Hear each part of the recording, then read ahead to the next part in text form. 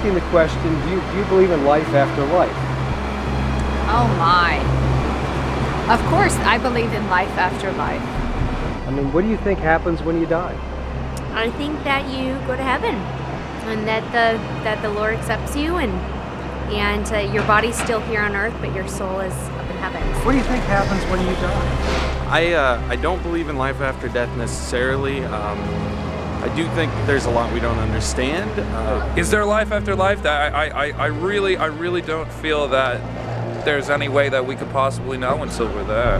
Yes, I definitely believe that our soul is a very powerful, emotional thing, and I just can't believe that when our body dies that that's the end. Do you believe in life after life? I do, yeah.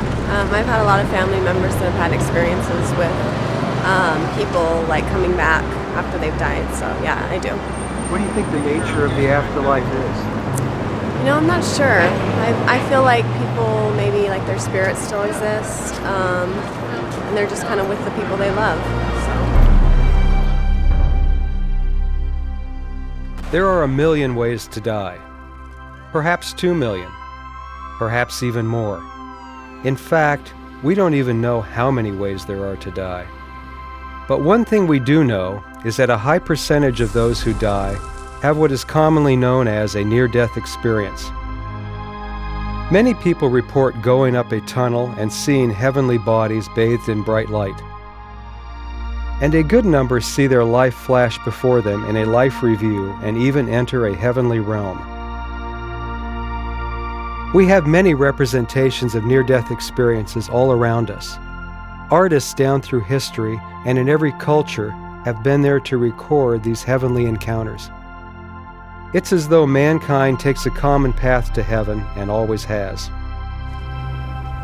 I know all about near-death experiences because I have written about them, 9 books in all, with a number of the field's top researchers.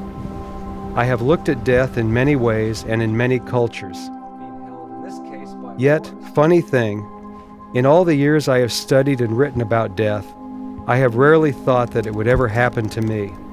Most of the time I thought that I would always be here, a permanent inhabitant of the living world. What was it Sigmund Freud said? When we attempt to imagine death, we perceive ourselves as spectators. Like most everyone else, I too imagined myself as a spectator. I hid behind my writing, safe from mortality. I had a box seat in the stadium of mankind, an eternal observer in the game of life. Then, reality paid me a visit. It was a beautiful day with spectacular light and clean air. It was, as they say, a good day to die. I was out taking a walk in the desert when, out of nowhere, my heart began to race fast and hard like a runaway engine. Before long, I was down and out. In a lucid moment, I realized that I could easily become the subject of my own work. I imagined what that would be like by remembering stories used in the books I had written. No longer did I believe that the only thing wrong with immortality was that it goes on forever, or that it was a fate worse than death. I wanted real answers to the age-old question, what happens when we die? I decided to go to people who knew firsthand what happens, near-death experiencers. Accidents or illness had brought these people to the brink of death. They had looked down into the abyss and found it to be, well, quite pleasant actually. If not, why were they laughing all the time? I also went to researchers who had analyzed thousands of these near-death experiences and who had come up with some amazing conclusions about God, heaven, and the afterlife. These were guys I had written books with. Funny, isn't it? I always thought I was writing those books for other people, not myself. And then I talked to people all over the country and from all walks of life, just to see what the person on the street thought about death and the hereafter. Their answers were proof that I was not the only one thinking about the big question. I don't really believe in any kind of afterlife of any kind. I think, when you die, you go back to wherever you were before you were born, I hope that you go to heaven. I think that you do. I've never thought there was anything wrong with just at least believing that you go to heaven. It's not going to do you any harm, so I hope so. Yeah, well, I think that we're spiritual beings that have existed before this time and exist beyond this time, and this just happens to be where we're most aware of right now. I really don't agree with the whole life after death thing, because if it really was life after death, what's the point of even being alive, you know? I think that there's some sort of afterlife. Your spirit goes somewhere. Honestly, I don't know, really.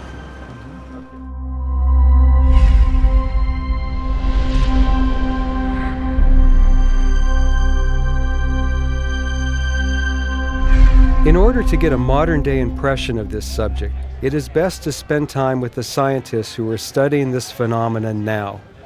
Perhaps the best scientific work is being done by Dr. Jeffrey Long. We co-wrote the book Evidence of the Afterlife, which is filled with his astounding findings about death and the beyond. Yes, I did say beyond. As the founder of the Near-Death Experience Research Foundation, also known as NDERF, Dr. Long has investigated thousands of near-death experience case studies worldwide. His conclusion? There is most definitely an afterlife. The question, that really important question of what happens when we die, I certainly have my opinion, and I've not been shy about sharing that opinion. I think there is an afterlife for all of us, and I think that afterlife is wonderful. But I think what's even more important is why I believe that. What evidence is there? What is that line of thinking? What is that chain of evidence?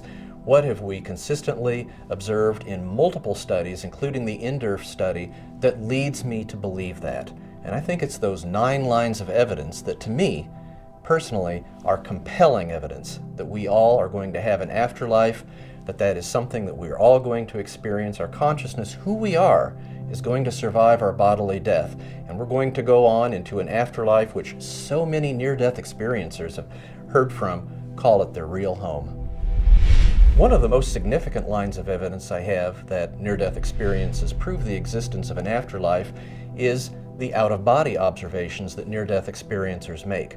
Nearly half of people who have a near-death experience will have an out-of-body state. We'll call it an OBE. During that time, their consciousness rises up, and usually from an area above their body, they can observe both their own body, often frantic resuscitation efforts, and other earthly ongoing events going on, again at a time that they're often clinically dead. Part of my study was to look at 617 near-death experiences. We found 287 of those near-death experiences involved observations of earthly, everyday events at this time when they were unconscious or dead. And to my considerable surprise, we found that an unbelievable 97.6% of the time, every observation that they were making, everything that they shared in our survey in their narrative form was realistic. In other words, there was nothing that seemed unrealistic about their observations of earthly events to either the near-death experiencer or to myself personally looking over their narrative. The number of people that described a near-death experience while they're undergoing general anesthetic.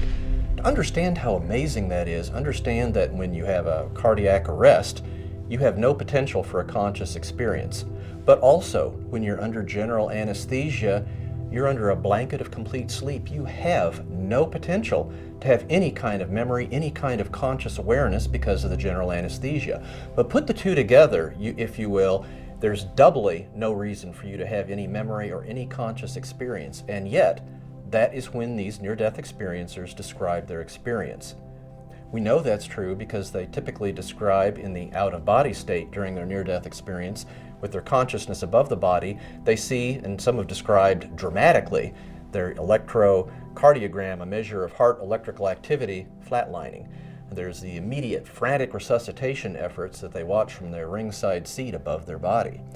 And as time goes on, they go on and have a typical near-death experience. But in our study, we found 23 near-death experiencers that had their experiences while under general anesthesia.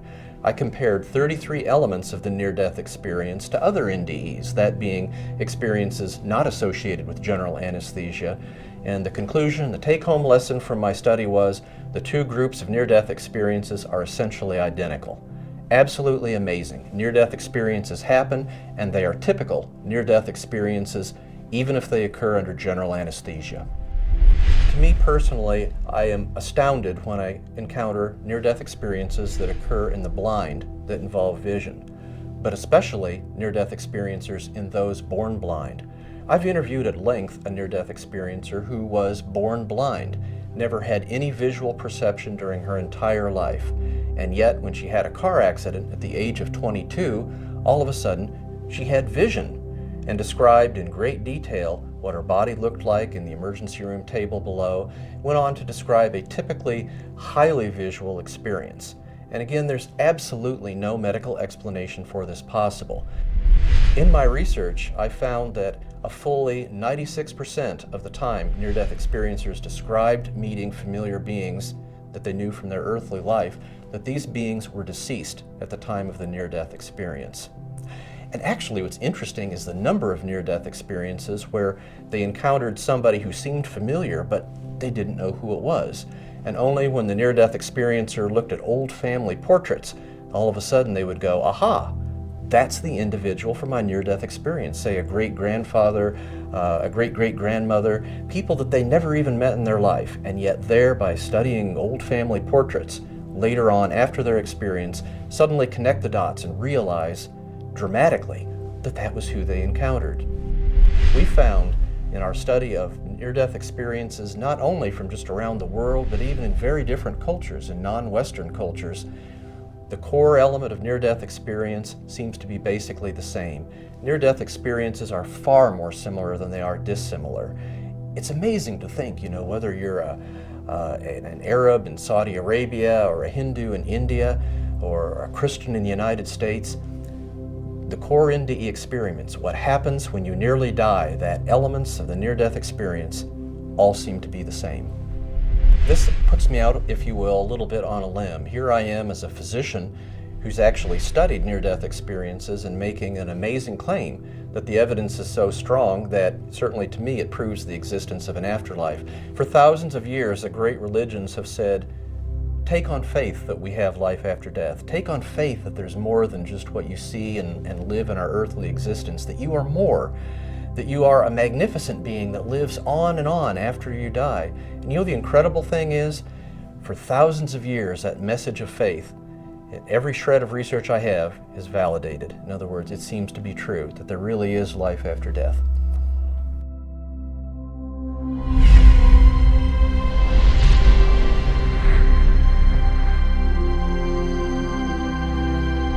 If you want to find a concentration of NDEers, you might try going to one of their conventions. This one, the International Association of Near-Death Studies, is the largest of the associations. They get together every year for fellowship and lectures. And yes, to tell their stories.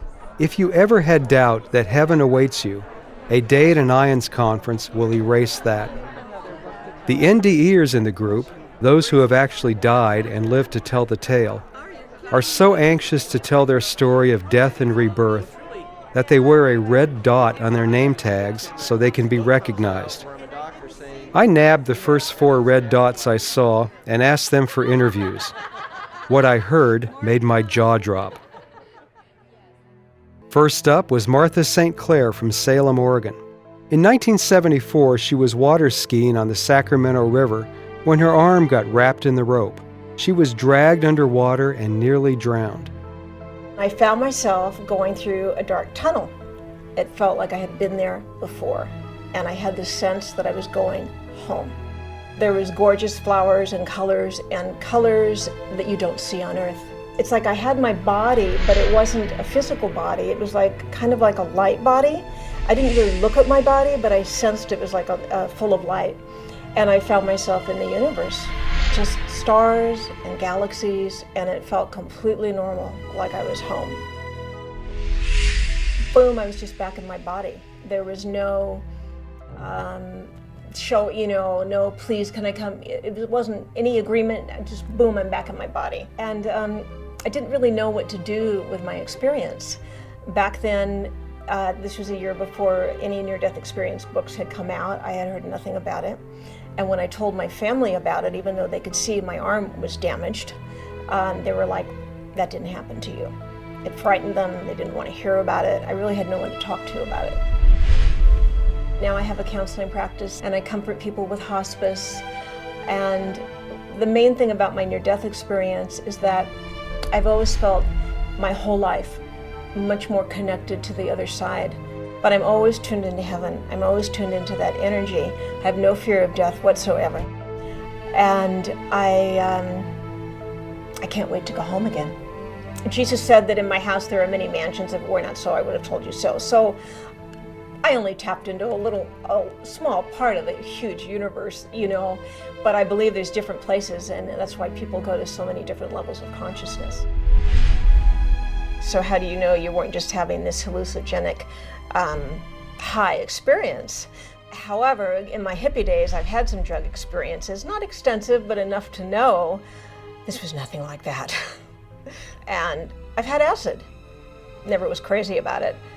Nothing like that. There's nothing that compares to this divine light that we see. And the thing is it happens to our soul. It happens to our soul. So I feel glad I can tell you that, glad I can share it with you, and I know it's true because I've had the other experiences too. Then there was Gary Guthrie, who had a near-death experience in 1982 in South Africa as the result of a blood infection. I became very sick, and I thought, well, this is just the flu or something. And New Year's Eve came, and I spent the night partying, and went to bed about 3 a.m. and at 6 a.m.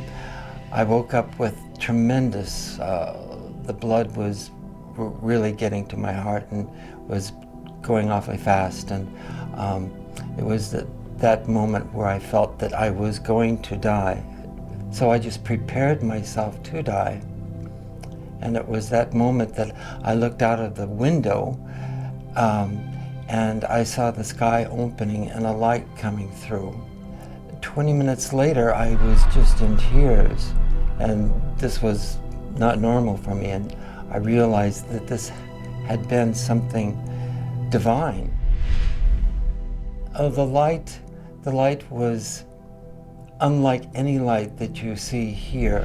It was unlike any light I've ever experienced before.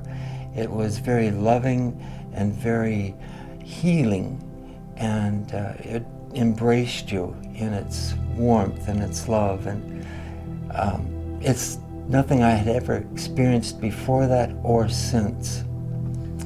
I was 30 at the time. I was teaching school, teaching overseas. I was working in the Philippines and living a very Hugh Hefner kind of life. But the near-death experience changed all that. I began to think more deeply about, well, why am I here and what is life all about, and where do we go after this life? For about a week after my near-death experience, I had sort of a vision as I was going about my daily activities of what life could be like in South Africa. I felt that people did have a love for each other, and they showed kindness towards each other, and that there was a united feeling among each other, which on the surface wasn't true, but I could see it as sort of what the future is going to be like in South Africa. The light speaks to people in different ways. It's all intelligence, it's all knowing, so it knows the individual, and it speaks to the individual according to their individual needs and their awareness and their readiness to accept a higher life. Barbara Bartolomeo of Santa Barbara, California, had a near-death experience as the result of an injection of dye during a pre-surgical myelogram. She left her body and saw vivid details of the panicked events to revive her. The last thing I saw before I passed out was him checking to where his finger was on the button and then realizing oh my God, I've got my finger on the wrong button and I've lowered her head, and this look came across his face, and then I passed out. And the minute that I passed out, it literally was shutting my eyes in my body that was there on the x-ray table and then opening them and being a different perspective up on the ceiling. The thought that ran through my head was, wow, if they're all so upset and I'm up here and my body's down there, then I've died. I saw them bring in an oxygen cart and they put the oxygen mask on my face, and I saw who did that and everything was going on. I saw them bring in a heart monitor, but I didn't know what it was. And as I was looking down and watching all this happening and talking to God, who I sensed was right there with me, I wanted to see what that box was that they had brought in. And so I actually was able to go from the ceiling over right in front of my viewpoint changed to where I was right in front of the box, and I was watching the line going across the box, and it was just making this, monotone beeping sound, and it was just going beep. At about 4 minutes into that, they decided that they couldn't get the defib unit in there in time, and they had a conversation, and the conversation was, why don't you try hitting her chest? And everybody kind of separated away from front of the table, and he arced his arm over his head and it came down and pounded on the center of my chest. So I watched that from up above, and the second time he did that and arced his arm over his head, then my vision just shut from up above, and when I blinked open my eyes, I had the oxygen mask on my face and I was looking up into everybody's faces. I had this euphorial feeling, this absolute thrill to be back in my body and feeling so grateful that I was back. And I wanted to express that. So the minute they took the oxygen mask off, I said, oh my God, that was an incredible experience. I was up on the ceiling, I watched you all, and I could see, everything that was going on and hear you.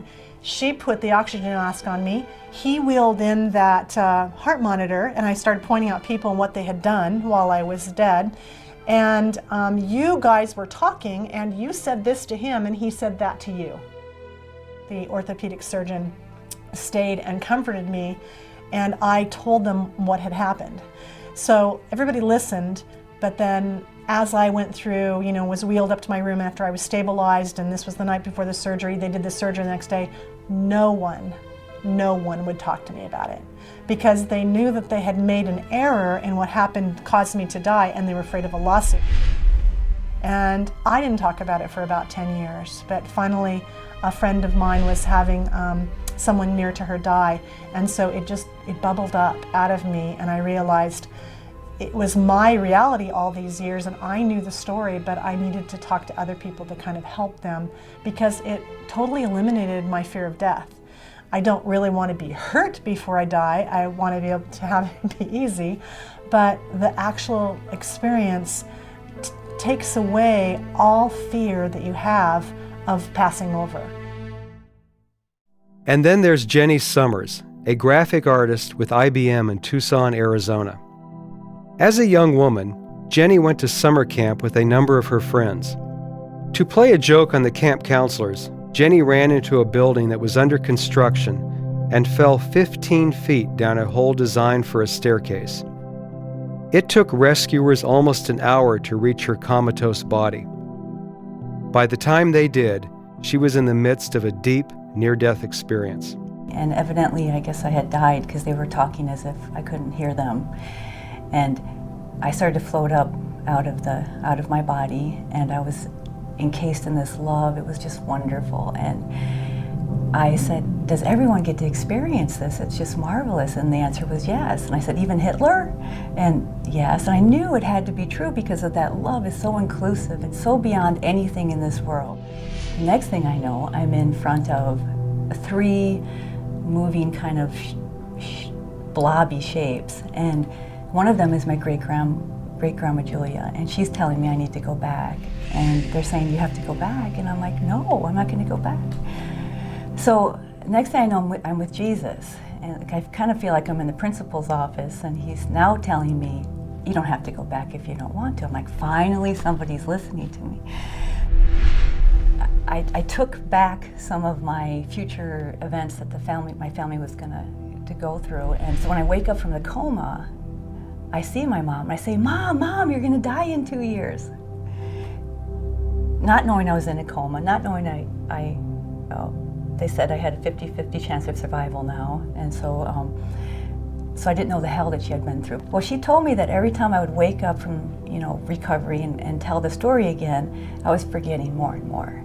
So now we're out of the hospital, we're back home, and she has a Raymond Moody book in her hand. And she said, tell me again about me dying in 2 years. And I said, what? And she's like, I could see she was serious. I said, wait, why are you asking me that? And she said, you told me that in the hospital I was gonna die in 2 years. I said, no, I didn't. And I couldn't believe she was telling me. She closed the Raymond Moody book. She said she never wanted to talk about it again. Go fast forward 2 years later, my mom dies. She's in a car wreck with my sister. My sister's the driver, but they got hit head on. And Teresa survives, but my mom doesn't. It's about reconnecting to who we really are. It's a universal mind that we reconnect to. It's kind of like here, we're unplugged from our source, and we try to take our plug and plug it into each other and things. This person's gonna make me happy, this car's gonna make me happy, and we keep trying to draw our energy from people, things, this dimension, and every time we take that plug and we connect it back to our source, then we become full, and then we become connected. And so now I realize I don't need these outside things, but I can be that light and memory, that energy that reminds people to not plug into each other, but to plug into God.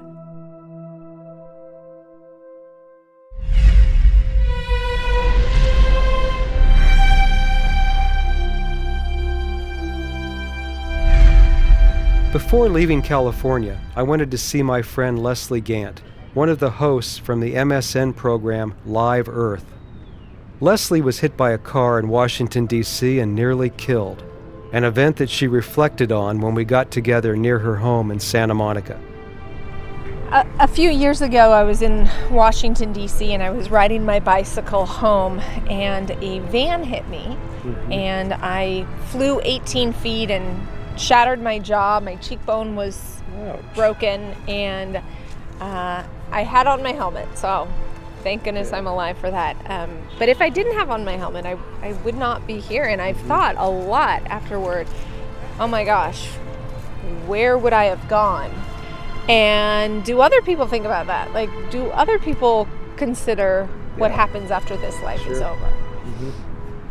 Good question. Does the man on the street think about the afterlife? We decided to find out by visiting Santa Monica's 3rd Street Promenade to ask people we met what happens when we die. What are your perspectives on life after death? Oh, there's a great life after death. You're just here for a while, and it's a better life after death.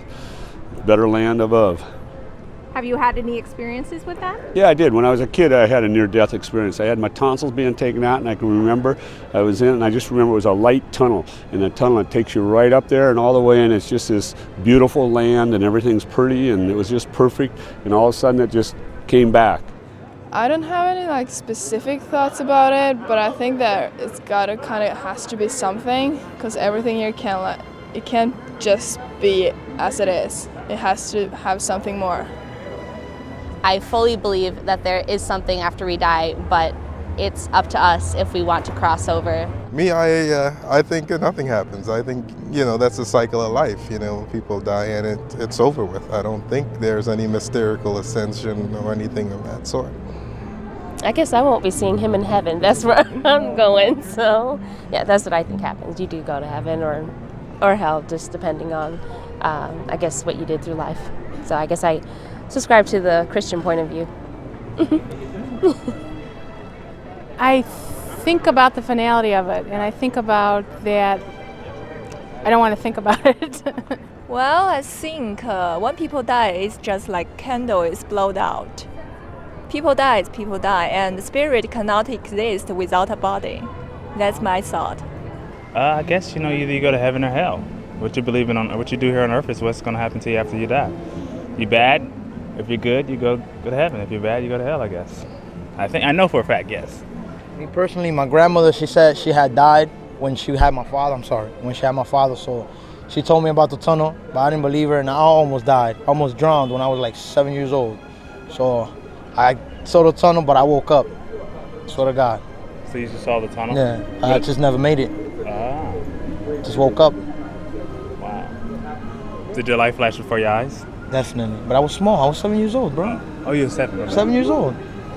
It's just this endless thing, just like here and right now, like here in this interview and different stages, and you know, it's like the play is always different. It's always a different script. It's always a different movie, but it's the same soul always going through. So that's what I believe.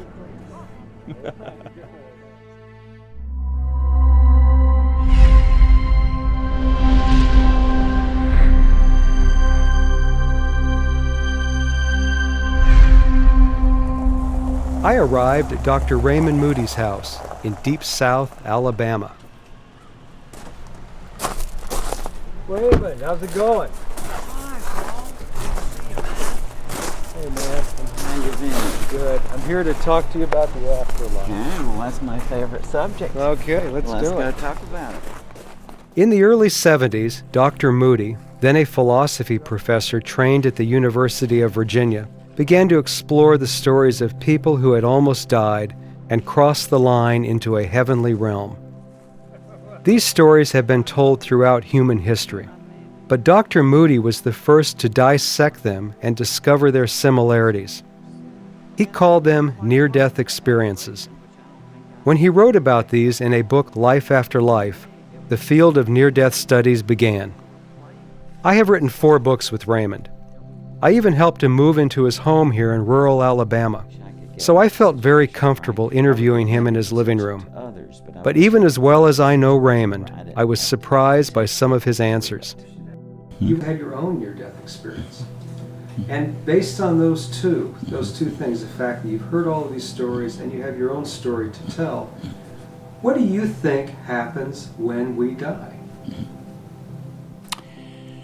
What I think happens when we die is that we enter into another state of existence or another state of consciousness that is so extraordinarily different from the spatial and temporal frame of reality in which we exist in the physical world, that the language we have is not yet adequate to describe this other state of existence or consciousness.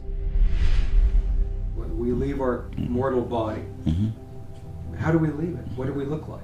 People say that in the realm of existence they enter into upon the point of death, that there's no such thing as physicality as we experience in it in this realm. It's not that they have a physical body. It's rather that they have some other sort of vehicle which they find it very difficult to describe, but that it does have a form, that it carries a personality, but that it's just entirely impossible to describe it in terms of or analogously to the kind of body that we have. I've heard it characterized as a spiritual body, for example. That's a term that I hear from a lot of people. So when they come back, they're changed, they're transformed. There are a number of transformations we see with people who come back from near-death experiences. The most prominent one is that whatever they had been chasing before, whether knowledge or fame or power or money or any of these other things, that when they come back, they say that the most important thing we can do while we're alive is to learn how to love. How has this knowledge affected your life? The most powerful one to me has been that it really has convinced me of the importance of love. And I try in every day to be loving to people. I genuinely do try in my day-to-day interactions with people that I try to keep in mind that I will be seeing this again and that I will be seeing this event not from the way I'm seeing it now through these eyes, but that I will be seeing this event through the eyes of the people with whom I've interacted. How do you think the world would change if you were able to prove that there was an afterlife? Many people get to thinking about this and they think, oh, if that were the case, then we'd all love each other and there would be nirvana and there wouldn't be any problems in the world. But I don't think it would bring people to a state of, complete love and make everybody saints and so on. I honestly don't accept that. But there is one thing that I am absolutely sure that a rational proof of life after death would do. And that would be that it would fundamentally alter the structure of the human mind. If we could have a rational proof of life after death, then human beings would never again be the same, because the entire structure of our cognitive mind would be expanded. What I can honestly tell you from the bottom of my heart is that I accept that there is a God and I have a relationship with God and I talk with Him all the time. What I honestly don't know yet from the rational point of view is whether life after death is in His plan or not. And it may well be, if you think about it, that God has something in mind for us that is even more remarkable than what we might call a life after death. In other words, I love God, I have a trusting relationship with God. He hasn't told me anything yet about an afterlife. I'm just going to have to wait and see. The next day, I went back to Dr. Moody's to talk to him about his next field of study, shared death experiences. He feels this subject may provide the best answer yet to the question, what happens when we die? Simply stated, shared death experiences take place when bystanders at the deathbed have the same experience as the person who is dying. Sometimes they say that they went up a tunnel or had a life review with the dying person. Now, the implication of this, if you think about it, is that this really does throw a monkey wrench in the traditional way of debating about near-death experiences. Right. Because what the physiologists tell us, who say that these experiences are hallucinatory, is that as the person is dying, the oxygen supply to their brain is lowered, and hence they have these hallucinatory effects. But if that's true, why would the bystanders have the same kind of experience? Sure, well, why would they? That's very difficult to explain. And I think that once these findings come out and are thoroughly understood by the public, we're going to be into an entirely new dimension of discussing near-death experiences, because that old standby that, oh, this is just hallucinations caused by brain damage, that's out the window with these empathic death experiences. Now, if you don't mind me saying this, you and your family had a shared death experience at the bedside of your mother. I did indeed. In 1994, when my mother was dying, my wife and I and my sisters and one of my brother-in-laws were there, and all had astonishing experiences at the moment my mother died. I think it's one of the most exciting fields to study. Oh yes, Paul. The study of afterlife studies, I think this is one of the most exciting. Paul, this is the new frontier of knowledge, because now we have not only this awareness that these near-death experiences are not confined to the people who almost die, but kind of leak out by whatever unknown means to the people standing around. And it is a very paradoxical and astonishing thing to wonder what is going on here. Men love to wonder, said Ralph Waldo Emerson, and that is the seed of science. I am reminded of that quote whenever I am with Raymond Moody. For half of his life and counting, the good doctor has pursued the big question of religion, science, and philosophy. What happens when we die? But there are people out there, millions of them, of all races, creeds, colors, and religion, who don't need a scientific answer. They know from experience.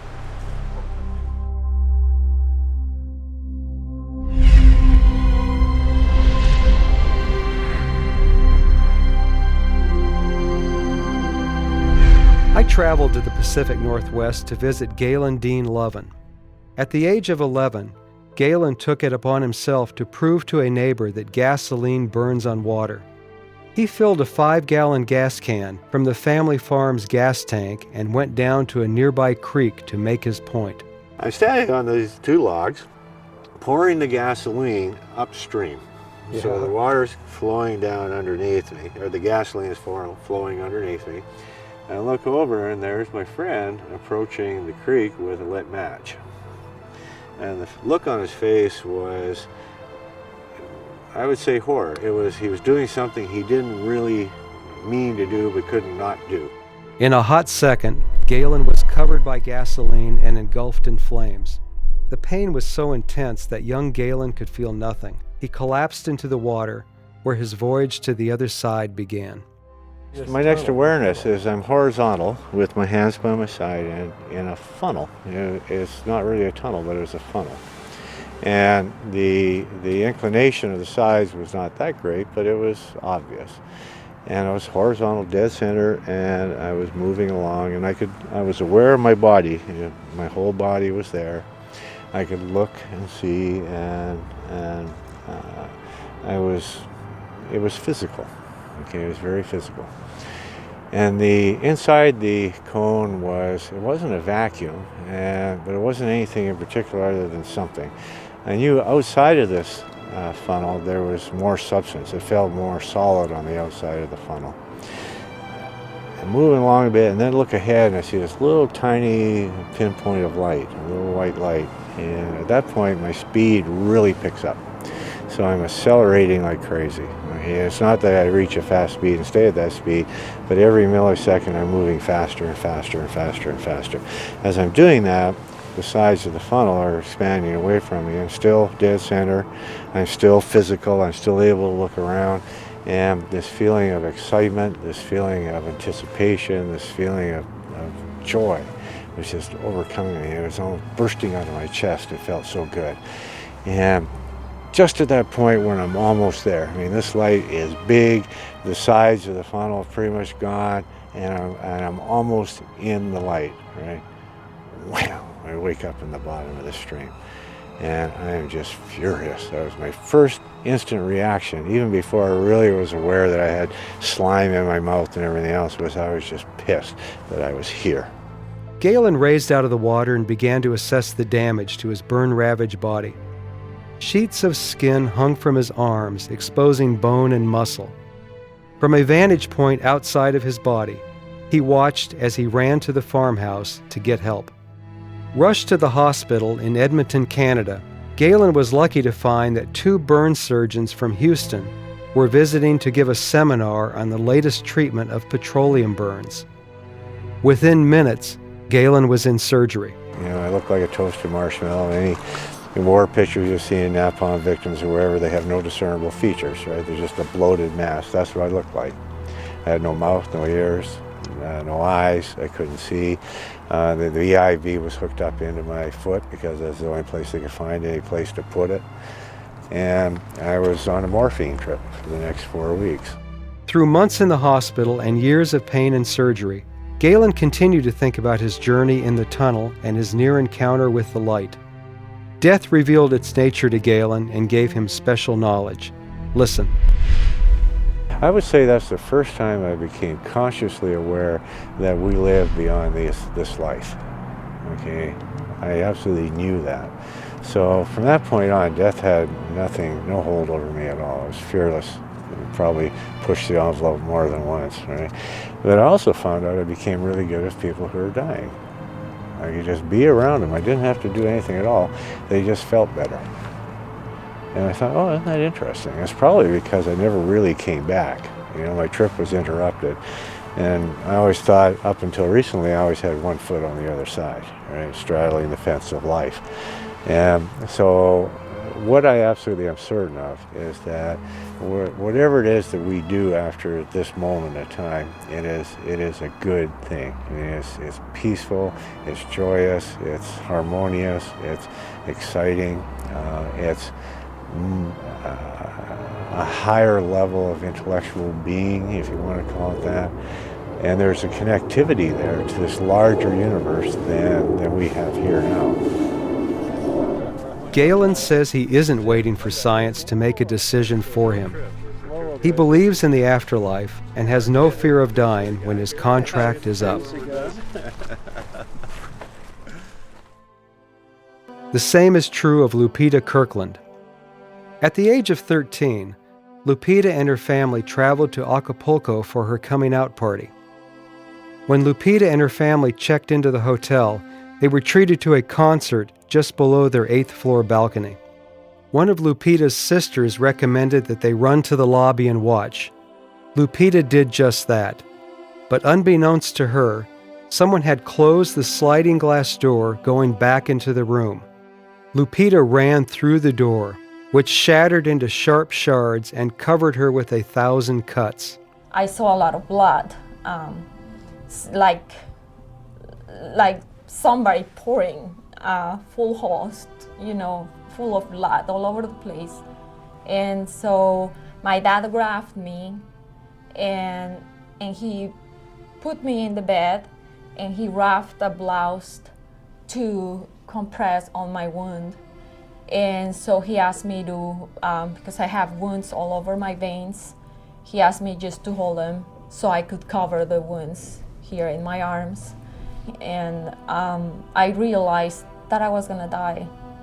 So I told my dad, "Dad, I'm going to die today." I saw my body in the distance and I was like in the room and I had the vision of my mom getting the doctor and as she was screaming and crying and I felt sorry for her. I wanted to console her and let her know that I was okay. Even though I was afraid at the first moment when I was detached from my body, an overwhelming sense of peace came all over me and I knew I was okay, that I was going back home, and I wanted to share that with my parents, that I was okay, but I couldn't talk to them anymore. And I saw my dead body just laying there. And the doctor came and I remember him saying, "Oh my God, she's not gonna make it." I saw the tunnel. It seemed to be made of dark clouds. At the end of the tunnel, there was a light. At the end of that light, I saw the image of what I believe is Virgin Mary. And I was reviewing my life with her. And we spoke about my mission in life. And after that, we had spoken about me coming back because I realized that my mission was not complete and that I needed to go back. So finally, I was pulled back like with this reaction, and I felt how my soul entered into my body, like it was strong, and I was feeling how the doctor was performing the CPR, and I remember the huge pain in my chest, and all the pain, the physical pain, came back to my body after I came back, and I was trying to get all the air I could into my lungs. Like I could not have enough air. And the doctor saying, "She made it, she's back, let's start stitching." The doctor had no anesthesia, so young Lupita was forced to suffer through the painful but necessary ordeal of being sutured with no painkiller. He had to stitch 4 layers in my neck, and he started with the aorta, and it was a very painful experience in which I was literally screaming and thinking. It was a mix of feelings between not wanting this pain again, like sad for having to come back, but at the same time I was mesmerized by the whole experience. after I started to talk about my experience, I told my parents that I knew the doctor met my mom by the 3rd floor. And my mom was like in shock, like, who told you this? And I said, I saw it. And she said, no, somebody told you. No, I saw it. So they could not believe what was happening. So I said, I need to go back and thank him for what he did. So we went back to Acapulco a year later. We went to the address, and particularly in that address, there was no house. Everything was like an empty lot, and there were houses around. So we started to look around for him and ask for his name, Jesus or Jesus. I never found him. How has this affected your life in the intervening years? I didn't come back the same. I was a different person. I was more spiritual, and also I became a more compassionate person, concerned for others, and feeling a sense of love. You're not gonna die. This is just a transition. You're gonna see and you're gonna meet home, and you'll be fine. Take all the love that you have gotten here in this world, and just remember those beautiful moments and take them with you and share them with God.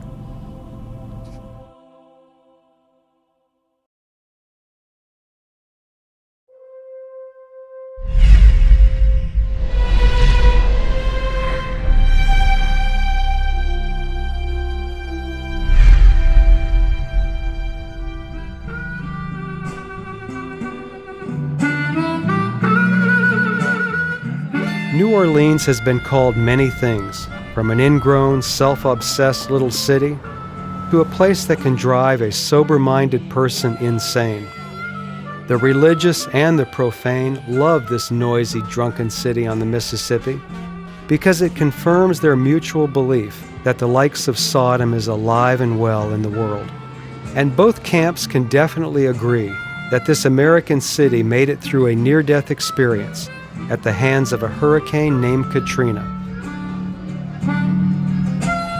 And it is here, in this city of death and resurrection, that I brought together our scholars of the afterlife, Raymond Moody and Jeffrey Long, to summarize their feelings on mankind's greatest question: what happens when we die? Brought you here to New Orleans to talk about the afterlife, namely what happens when we die. What does your research tell us about that? And also what you can talk to people about who are afraid of death. What you can say to them, because you're both the experts.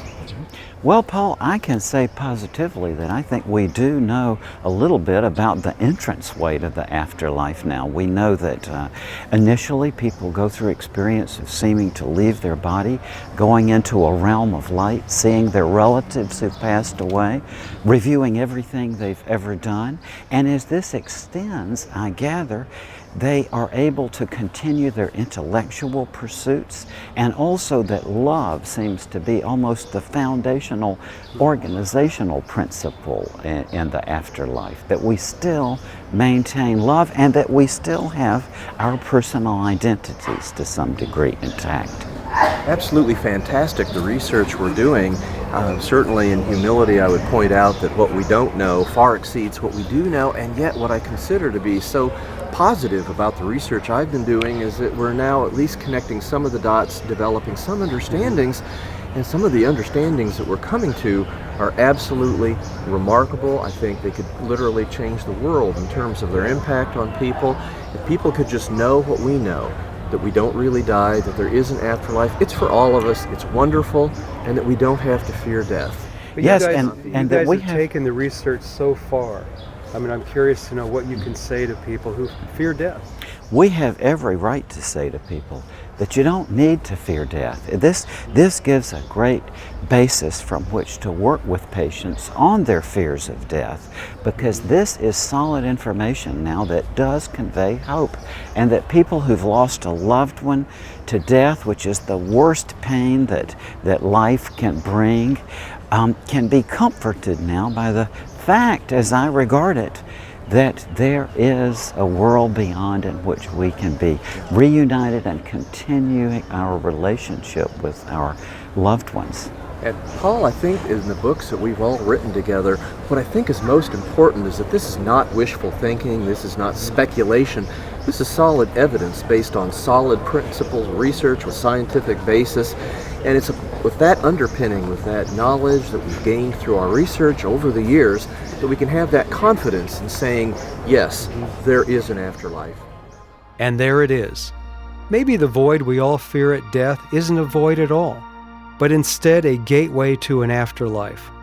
Perhaps our death is, as Dr. Moody said, an experience of love and learning so unique that we can't perceive it without the help of God.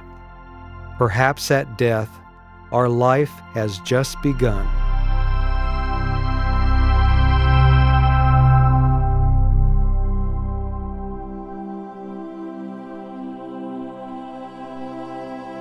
What do you think happens when we die? I think when we die that we go on to another lifetime, and I think that whatever happens in that lifetime absolutely has to do with karma from your previous life. And whatever you give in your life today, I think you're going to wind up with whatever you gave in the previous life in the next life. I think your soul, like when you die, your soul just basically goes to heaven or hell. And it depends on how you live your life. That determines like basically where you go. So hopefully mine will go to heaven. What do you think happens when you die? Okay. Go for it. I don't think anything happens after you die. You just die? You just die. Soul goes nowhere? No. What do you think happens when you die? Heaven or hell, but I'm going to heaven. Yeah? One day I'm going to get on track when my beliefs actually line up to what I'm doing, but that's just my beliefs. What do you think happens when you die? Your body goes to the ground, your soul goes to heaven.